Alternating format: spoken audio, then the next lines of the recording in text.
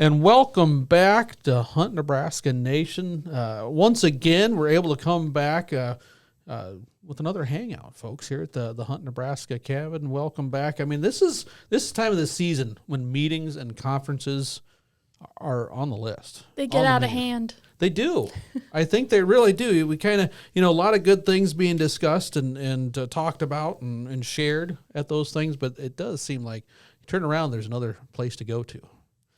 Real quick, we got Kayla Gattikin back on the button. She's our producer. We've got our good friend Hunter from the National Wild Turkey Federation. Hunter, we're going to be talking about where you just came back from here real briefly as well. And we've got Mr. Hunter Education himself, Jackson Ellis, sitting over here in his spot. And we've got lots of things to cover. We're not going to get into meetings and conferences a whole bunch, but Hunter, you went to one of probably the biggest, perhaps most exciting location that puts together the outdoor world on a lot of different venues. A lot of food is consumed, probably some beverages drank, some opportunities to see what's new in the hunting world and all that type of stuff. You got to tell us where you were, what you were doing, and what it was like. Yep, it was my first experience at the annual NWTF Convention in Nashville, there at the Opryland Hotel, which, in and of itself is pretty grand. It was my first time being there, but wow, I think that's the word to describe. Wow. Describe everything that goes on at the convention each year. So you went from Des Moines, Iowa, which is known as a mecca. Everyone ends up in Des Moines sometime in their life in February, right? Yeah, we all agree upon that. And then you went to Opryland for the NWTF convention. I mean, that had to be, was it just like you never left Des Moines, or was it like a little culture shock? Certainly a little bit of a culture shock. I think I was expecting it to be a little warmer in Nashville. It was probably warmer here in Lincoln than it was there. Really? But, I think once you get in the Opryland, their big convention center there, I think I left once. It's that big. We were there for 5 or 6 days and went outside once because of, everything going on. They had conservation symposias, big, breakfast, lunch, dinner, updates on what the Turkey Federation is doing nationally. A lot of big names and just the synergy. I think it's good as an R3 coordinator to take a step back to see, all the different aspects of conservation, all the different staff the Turkey Federation has to support their mission to, enhance conservation for turkeys and other species and also maintain our hunting heritage. It's good to see everybody's work they're doing. So if you haven't been, I certainly would suggest you go. It's for the new hunter, for the seasoned hunter, there's a lot to do. There's a big sports show with all the vendors. I mean, basically everybody you can think of was there. So really neat opportunity, and I'm already looking forward to next year. It was all over my Instagram feed. All the influencers seemed like everybody was there. Yep. They were there in droves, and I don't want to preempt the release, but I think it might have been a record year for attendance. So wow, which is saying something, because I know they usually have 40,000-50,000, if I remember correctly, down there over the course of the event, which is just impressive. I know you mentioned the outside thing is when you were indoors there, it felt like you were outdoors, so you kind of you didn't feel like you were enclosed the whole weekend. Right. There's big atriums with glass and trees and foliage inside, so it feels like you're outside. So, but that's pretty nice. I know it doesn't hold a candle coming back to the great state of Nebraska by any means, but we're glad that you were able to be down there. And you're right. If you haven't been there, it's like you said, Jackson. Celebrities are there in the hunting industry, in the hunting world. Us common Joes, new folks. I mean, you've got it all. Right. Down there, and have some music in the background and all the neat conversations going on, things for the entire family. Yep, absolutely. A lot of good conversations and, a lot of like-minded people who really care about conserving our wildlife and conserving our hunting heritage. So we might have you do a remote, because you're probably headed back there next year. I mean, this might be the first of a few years down there. I think so. And, for people in Nebraska, there's another big fest coming up here in Omaha in a few weeks, so. That's right. Pheasant Fest and Quail Classic. Quail Classic, just to get the alliteration there, at least the sound of it. We'll talk more about that as we get there. We're not going to spend the whole time talking about meetings and conferences, though, because we get that enough during the normal weekday, to say the least. But we've kind of talked about in the last couple of podcasts just a little about now we're kind of in the off season. right? Yeah, you got snow goose going on, and that's kind of fewer people seem to be taking advantage of that each year, Jackson. Yeah, that was something that was kind of discussed on one of the forums a little bit. It's tough. I mean, it is hunting in general can be a lot of work, and you have to enjoy the work. Really, but snow goose takes it to a whole new level. So many decoys. A lot of times it's muddy. It's that's why you jump them. Don't have to worry about any of that. It's true. You're right. I'm coming at this from the decoying angle, but there are many ways to do it, which is a great point. But I know I've heard from a couple of my buddies that have been out chasing them a couple of times so far that it's tough, and especially the first leading edge birds are usually the adults.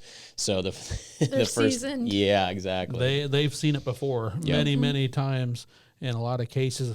And I think that might be part of it as well. I think you had kind of the folks with decoys kind of last a little bit longer. Those that were having success jumping, I mean, sometimes you're a victim of your success because now you got a pickup bed full of snow geese, and that's a lot of work. It is. Plucking or breasting them or cleaning them, however you're doing. That's a lot of goose meat that all of a sudden, what are you going to do with that? I know in some of the early years of the spring conservation order on snow geese, some of the zoos in different areas were asking hunters to bring in the geese they didn't have a space in the freezer for. And even then, some hunters had a lot of snow goose they just didn't know what to do with. Yep.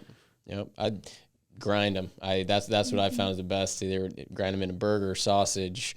It's really good. Snow goose kind of gets a bad rap, but there's ways to make it more than palatable. There you go. But we're definitely, other than that, we're a few weeks away yet from our spring turkey season here in the state of Nebraska, which is a big deal, and it lasts forever. It's one of those you can't wait to start, Hunter.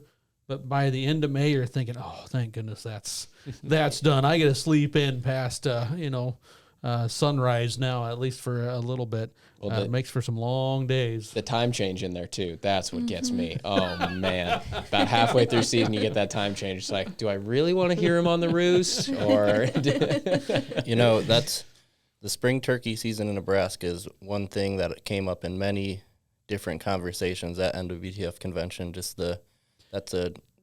Nebraska is people look forward to coming here and having the opportunity to harvest a bird here and see a little bit of what Nebraska is all about. So that was kind of cool to connect with them a little bit and hear their experiences, where they're going. And I'm sure.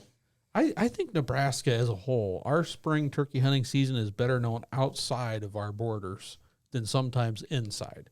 We just we know what it was like when we had, the peak of populations and they were everywhere you could imagine. We were experiencing some downward trends in some of the predation. We had lots of habitat for them to nest in. Some of that habitat wasn't great quail habitat anymore. And as it goes through the succession process, you get past quail habitat, it makes great turkey nesting areas and places to hide. So I really think that we're known beyond the border quite a bit, and it's a different hunt. Mm-hmm. I mean, there are some states, and maybe you'll see it this year coming from a nicely wooded state like your own, Hunter, that our turkeys are visible. Yep. I remember growing up, it was rare to see turkeys out on the edge of the woods at all. And here, some places where they roost, that's the only tree in the area. They're coming down into the hills or coming down into some vast plains or pasture land, and they stick out all day long, which is kind of fun. So I want to know, because I know we're going to start thinking turkey hunting, what's the one thing you're doing right now to get ready for the spring season? And we won't talk about fall. I know a lot of people are talking, what are you going to do this off season to get ready for this fall? We'll save that topic for another time. I want to know the one big thing you're doing, or maybe suggest people do, if you haven't quite started it, to get ready for this spring turkey season. Archery season starts March 25th. The regular shotgun opener this Saturday closest to the 15th, which I believe is the 16th. I think it is. Yep. This year, and that youth shotgun season starts the Saturday before the regular shotgun season. So what's the one thing you're going to be doing? We'll start with you, Kayla. You've been nice and quiet over there. You see her smiling. She can tell she's already got this. She's got it figured out. Actually, I don't. I've only been turkey hunting twice. Really? Only once was successful, and it was when I was super little with my dad, and he actually drove the turkeys towards me, And I ended up putting 3 shots in one bird because I didn't think it was dead. Because when you shoot a turkey, it flops. Yep. And I wasn't used to that. So I just kept shooting until it stopped flopping I ran out of shells. So I've got a funny mentor story. It's Yep. Yeah, exactly like that. We called this turkey in and he shot it and he jumps up and he's pointing his gun at it like he's going to shoot it point blank. And I was like, no. don't shoot it again. We're good. Yeah. yeah. Those nerves take over, which is interesting because yeah. with waterfowl, it seems like, and they use their wings more than a lot of upland birds, including turkeys. When you get that really good shot on it, belly up, feet, kind of doing that paddle. Pheasants, turkeys, you might toss some of the grouse, sometimes quail, though they're a little bit smaller, you don't see it as much, is all of a sudden they go through that nerve. They're dead, but those wings are just flapping. And I think some dogs have figured out they got to wait till that's done, or they start to bite in thinking that bird's trying to get away as well. But go back to this. You've been turkey hunting twice. Successful once. You're batting 500 right now. Yep.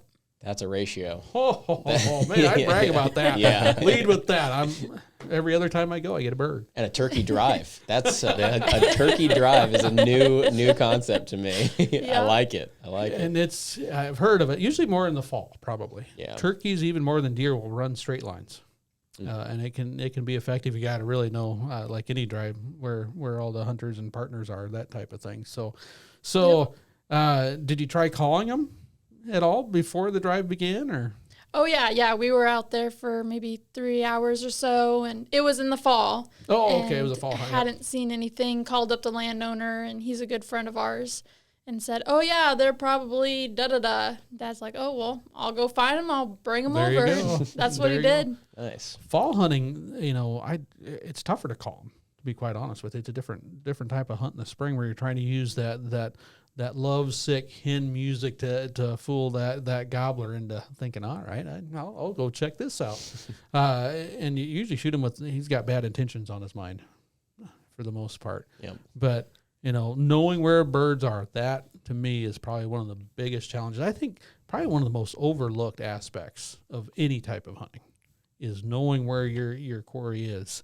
We get sold a lot of different fun things that are great to buy, look good, fancy, but finding what you're after and knowing where it is a big piece of it. So, Yep, that's the truth. Yep, as we mentioned before, it's kind of our busy season traveling, but in the next few weeks here, I'll start my early morning scouting and trying to locate where those birds are roosting. I think I'm going to try mainly public this year. There you go. Being new to Nebraska and just driving to your wildlife management areas and other public lands and listening to birds on the roost, jumping from site to site to try to locate those birds and pinpoint where they are. Because really, I mean, that's when it comes to turkey hunting, you need to know if there's birds there or not. Otherwise, you could really be wasting your time. No doubt.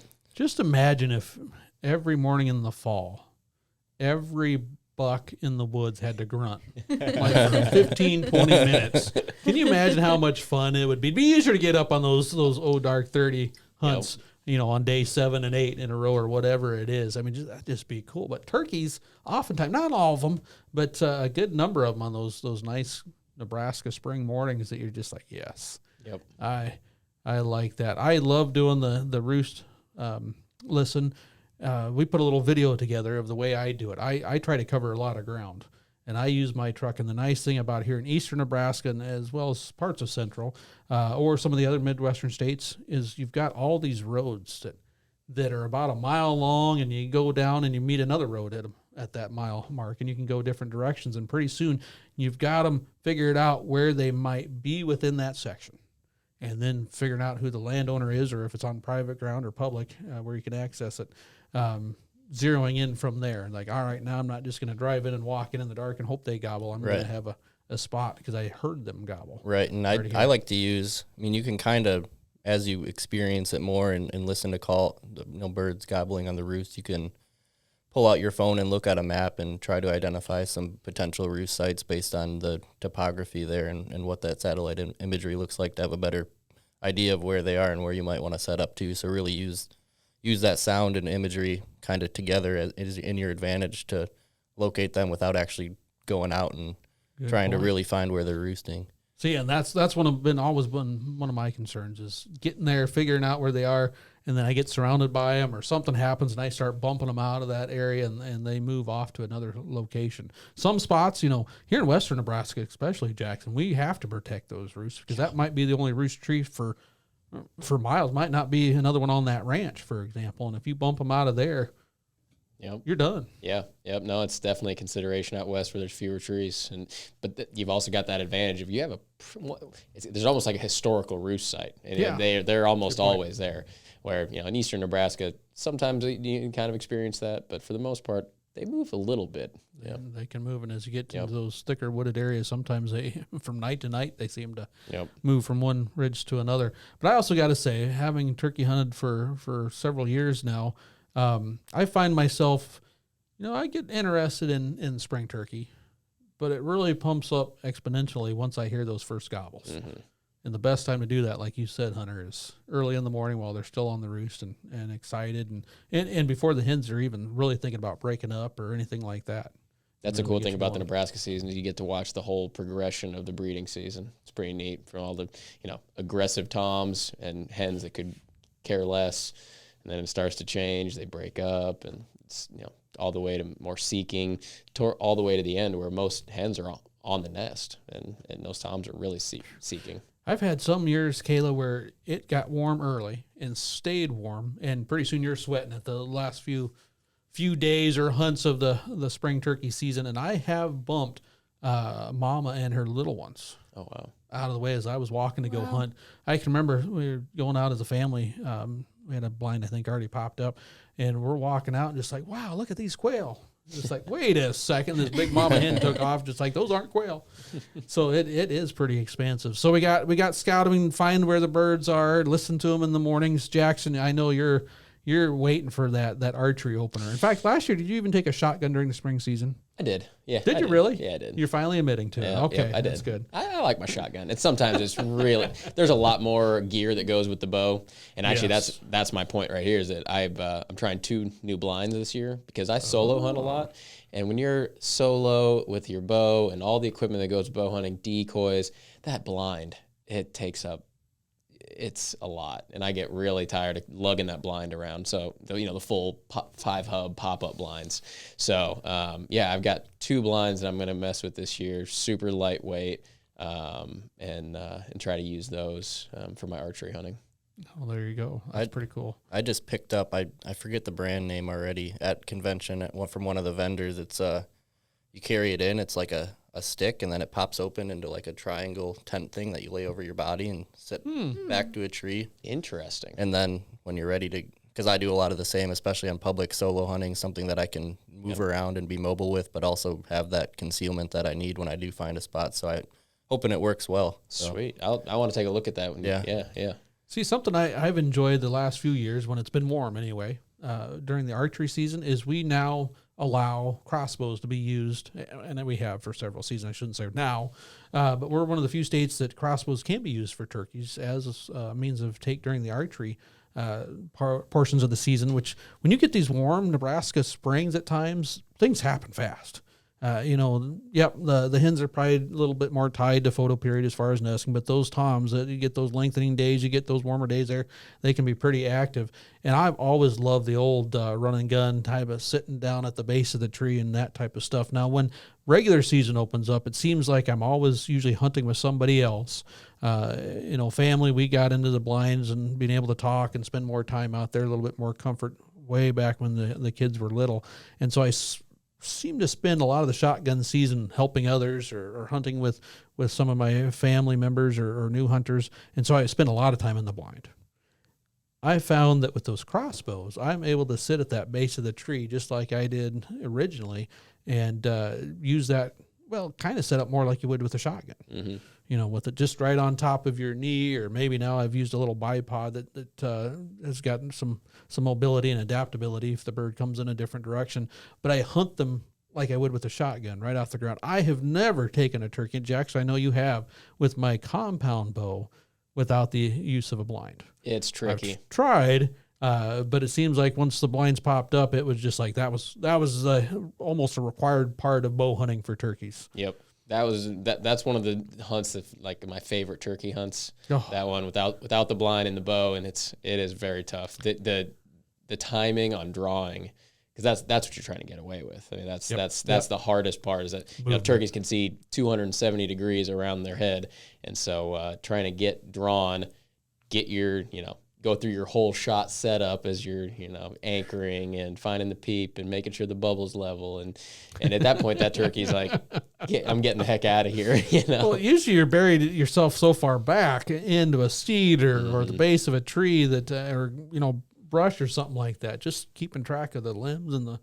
wheels and make sure it's not going to grab something, throw your shot off. A lot of different things. The crossbow, I've done it just a few times now. Last year had a Jake that came in, and I got video. I think you guys saw it. Couldn't get that Jake to leave. He fell in love with that hen decoy. Didn't harvest it, but the rest of his buddies that were with him went to roost. I could hear him behind me, and that guy, I had to crawl out. I got within about 5-6 steps of him before he just kind of wandered off, waiting for the hen to follow him. You were within grabbing distance. At that time I didn't have the crossbow anymore, but I just love getting close to that type of stuff. So we'll talk more turkey, I know, in the days and weeks to come. I just curious what you guys were doing already, because I know you guys have been out scouting as you're picking up deer sheds and all that type of stuff.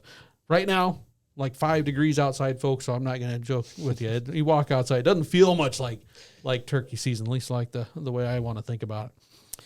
Now, this next one, this is a category, I kind of sent you guys an article earlier this morning to talk about. This just came out earlier this week. In fact, the article here is dated on the 17th, which would have been towards the end of last one. But this is something that going to get the conversation going. I'll start right off the bat with a question. We can leave it as rhetorical as we go through this. We can get into a little bit more. Is lead in our ammunition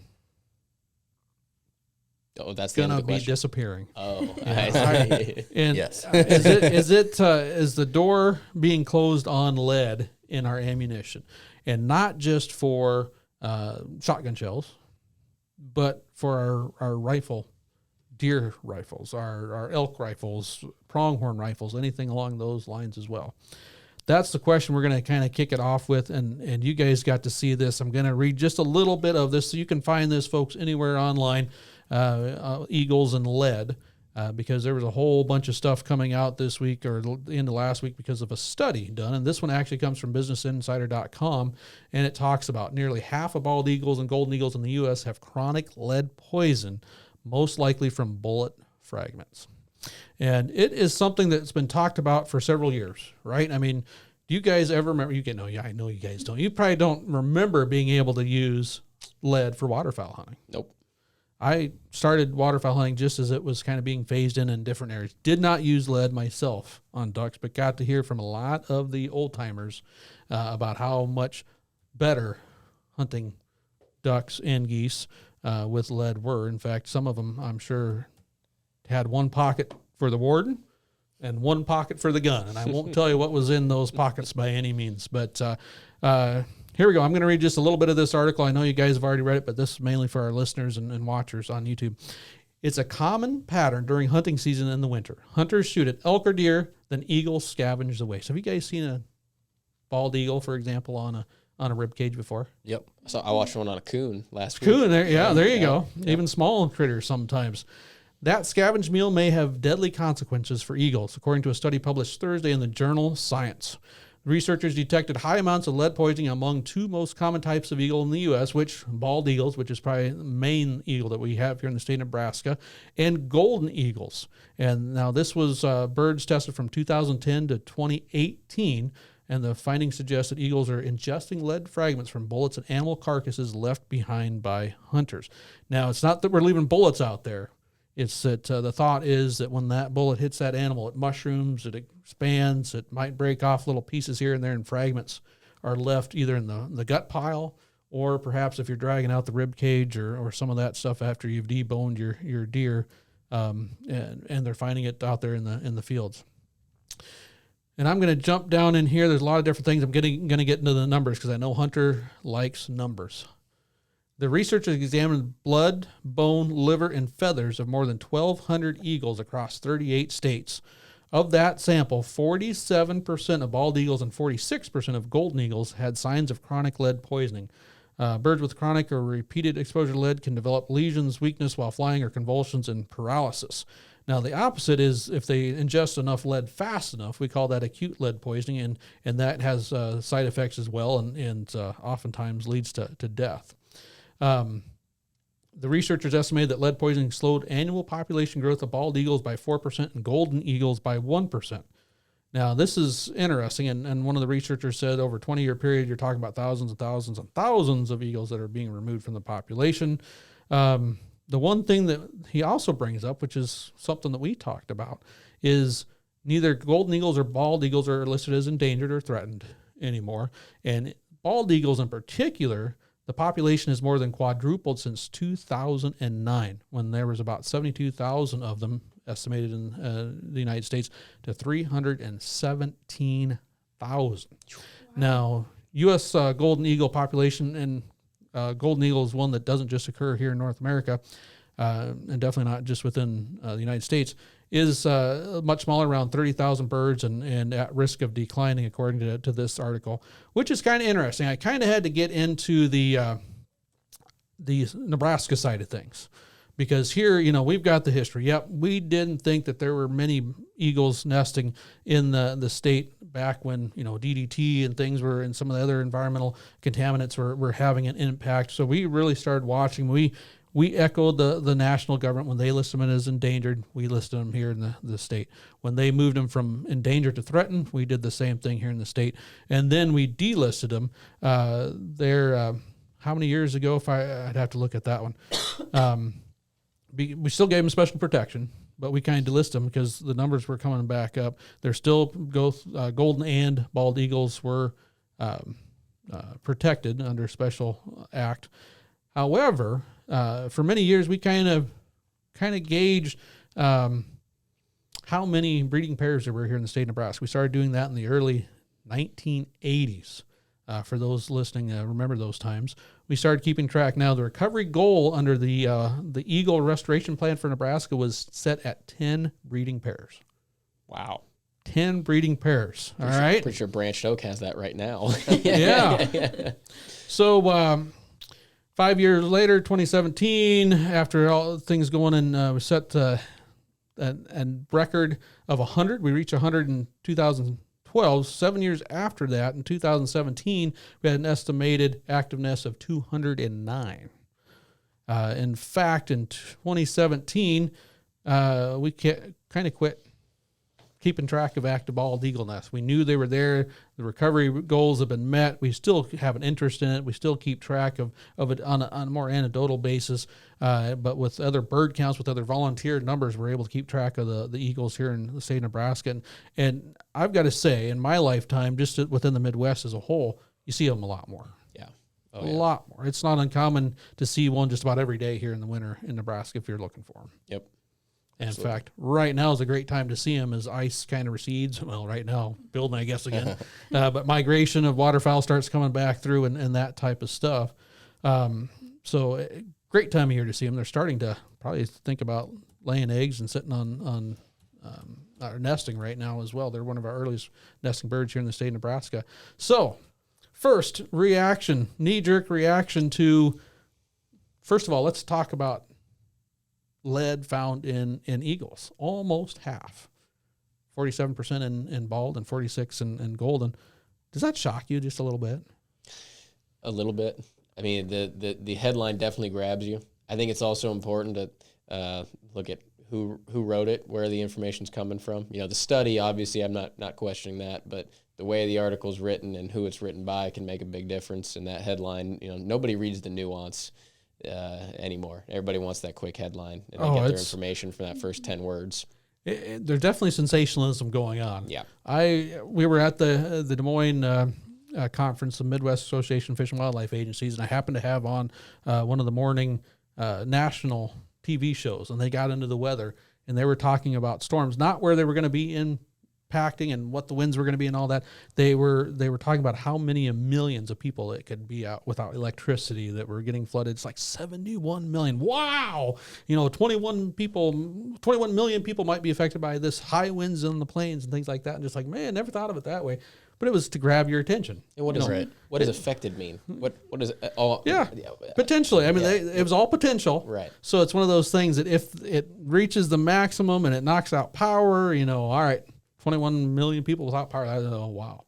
Now, what the reality was after the fact, don't know. But I've never heard weather presented on how many millions of people are going to have snow or how many millions of people are going to have rain or wind or dry conditions or anything like that.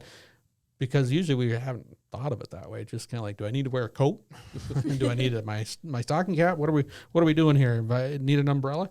Now it's kind of, but it's a different way to sell it. I'm sure people tune in to see how many folks are going to be hit by this bomb cyclone. It can't be a blizzard anymore, Hunter. It's just got to be a bomb cyclone or some fancy name for some of this stuff. Not to say that weather isn't powerful. Don't get me wrong. We've all been impacted by it. But selling the idea of you got to listen to us here. So good point. You hear the I'll round up and say 50%, 46, 45%, have it in their system. But then they talk about later on how it's affecting the population, and it could potentially affect, decrease the reproduction rate 4%, which, depending on the species, can be a lot. But when we're talking about a bird, like eagles that are, like you said, well reestablished, it's hard for me to get behind 100%. And again, it's nuanced. I truly believe that we should do everything we can to be as environmentally friendly as we can, because humans as a species simply are not environmentally friendly, let's be honest. So I think we should do as much as we can. But the argument becomes, should we be shooting 100% non-toxic ammo? And what is non-toxic ammo? True. Because lead is obviously toxic, but is tungsten still toxic? Is steel still toxic? It may not be toxic to us, but looking at a different way, kind of playing devil's advocate there. Yep. And the thing with for those who are listening that aren't aware, non-toxic ammo is way more expensive. And so that's where, generally speaking. Yep. And so we look at, steel compared to lead for shotgun shells, and then copper compared to lead core bullets for big game hunting. And your price increases fairly drastically, 50 to 100% more. Mm-hmm. And so, you don't want to be, the last thing we want to do is to price somebody out of hunting. Right. And unfortunately, let's be honest, it's trending that way anyways before you even bring in non-toxic versus lead ammunition. And so that's just another piece of the pie that could potentially price somebody out. I want to take a little bit of a step back here, and just from my perspective in terms of appreciation for eagles, I think I usually see a lot, frequently see bald eagles on my hunts, and I think seeing what makes a successful hunt, seeing a bald eagle is kind of cool, and I would call that a successful hunt, even if I don't harvest a deer or turkey or whatever I'm out there hunting. So I definitely have an appreciation for eagles, and I think in reading the article, and you think about what you're hunting and how that is left on the landscape. So primarily with lead, big game is where you're going to be leaving, your entrails, the inside of that animal out there on the landscape, whereas, your upland game or your small game, you're taking that all off the landscape with you. So I think there's a distinction when it comes to lead versus non-toxic shot, and especially in the argument of whether we should be using non-toxic shot for every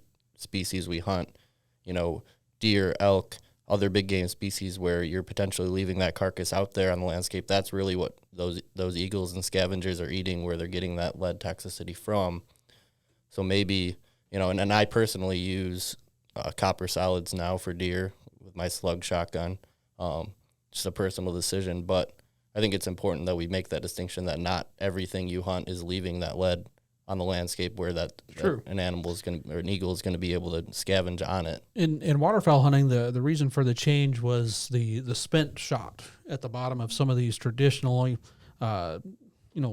areas that concentrated waterfowl, ducks, geese. It might have been a kind of a edge of a refuge, might have been kind of this body water that they spend wintertime or drastic staging areas for the migration, and they were picking up spent, not ones that were perhaps ever passed through another duck or what have you, whatever is being hunted out there. But as they were picking up grit and things, they would grab that spent shot off the bottom or on the edges, things kind of picked up, get in their crop, and of course, starts grinding it down. That lead would disperse throughout, and they'd had major die-offs in some areas caused by that. You're right. Oftentimes they're scavenging on that carcass according to this. And one thing I don't know that the study really gets into is how much they studied those carcasses or where that lead came from. I think there's some assumptions being made. All right, what is the largest source of lead? Most likely, well, maybe, especially with bald eagles, I mean, they're opportunistic predators, right? They'll go after just about anything that they look like food that doesn't try to get away from them when they're hungry. Golden's a little bit more from what I remember. I'm not a golden eagle expert. I don't want to profess myself as that. Might have to reach out to someone that is. To me, they're more of that hunter. They are more after the, chasing things down, and they'll chase some pretty big things down and take it. They're a little bit more aggressive in that front. I've never heard them being much of that opportunistic carnivore quite like a bald eagle, but maybe they are according to this. So tracing back where exactly some of that lead is coming from, I think, is a big part of it. Jackson, you brought up a good point. Who was this led by? Who published the report and all that type of stuff? It wasn't in that original article, so I jumped over to the New York Times, and it was led by scientists from the United States Geological Survey, the Fish and Wildlife Service, and a group called Conservation Science Global, Inc. And so it'd be interesting to see how that's all made up. Obviously, when it came to waterfowl, the Fish and Wildlife Service had a big say in switching from lead to non-toxic shot for that. So this will be interesting. And that's a totally, waterfowl and lead in wetlands and in waterfowl is a totally different subject. And I don't definitely want to keep those two separate in people's minds because they are two totally different things. Although we're talking about the same. So like you said. Okay, so my deer rounds, my deer rifle, I've used the same box of ammo for 5 years now, okay. At least 5 years. I will go through boxes and boxes and boxes of shot for ducks and geese in a single season. Okay. What comes up must come down. All of that shot is probably ending up somewhere on the ecosystem in the landscape. All right. And so the ducks, like you said, dabble. They pick it up. It's in their crop. They break it down. Probably kills that duck, and then and we're talking about lead here. Obviously, is going back, not the steel that we're shooting these days, but and then it bioaccumulates in the eagles themselves as they're scavenging on these, and not only eagles, hawks, owls, those sorts of things. Whereas this seems to be more of rifle bullets, fragmenting. It's a much smaller scale, in my opinion. So here's, and you guys might have to help me because I've read a few different articles on this. Did this article talk about what little lead was needed, or was that another one? I don't believe that was in the. I don't believe that was in the one you sent us. Okay, I'll have to take a peek at another one. And don't get me wrong, it doesn't take much lead. It does not take much lead. And the one thing that most hunters don't see, a lot of times deer, for example, aren't that big of an animal. We make them out to be, monsters and all that type of stuff. And part of that's just the awe of seeing a critter that magnificent out in the wild and almost that predatory instinct's like, wow, that's what I'm after. There it is. It's like, but they're not really considered, thick, dangerous game or big bodied or anything like that. And a lot of times, a lot of that energy, zips right through, I think, in some of our common areas. So not much of that full bullet is staying in there. But this is kind of showing that it's a little bit less. The one thing that might change, and you're bringing up some good points, is that when we're talking waterfowl, we measure them in millions. Yeah. We measure mallards in millions. I mean, that drives the bus a lot of times when it comes to a federal framework. When we're talking eagles, we're excited to see, not even 500,000 out there. And so you lose a duck out of 1 million might be a little bit less of a concern, especially for you guys will have to remember the terms for me. Hunter, you probably remember better than I for sure. Ducks are reproducing their first year. they were hatched out last spring. They'll be nesting this year. Eagles, we're talking, 5 years, 4 or 5 years before they reach maturity, before they can nest successfully. And then when they do, it's not 6, 7, 8, 9 following them. There's a couple. But this is just interesting. You did bring up lead bands. Obviously, that's been something that's gone on and talked about in some other areas. California, I don't believe you can shoot lead in any of your hunting bullets right now. And I think there's been some other states, not for eagles necessarily. I know out California, the big thing was the condor and bringing that back. And there's some other states looking into it. I too, I've shot, especially when I had to shoot shotguns only. When I could afford them, I used copper bullets. Loved the snot out of them. I have used some shotgun slugs that were guaranteed not to exit the deer, which when you shoot a deer at 25 yards with a 12 gauge slug and it doesn't exit on the other side, I have never taken so much lead out of my, on the hams, up on the neck, places where it never should be. And it was amazing. It blew my way. I didn't think it was possible, but yep, it did. So this will be interesting. This is one I think we're going to hear more about. Yeah, I think you will hear more about it.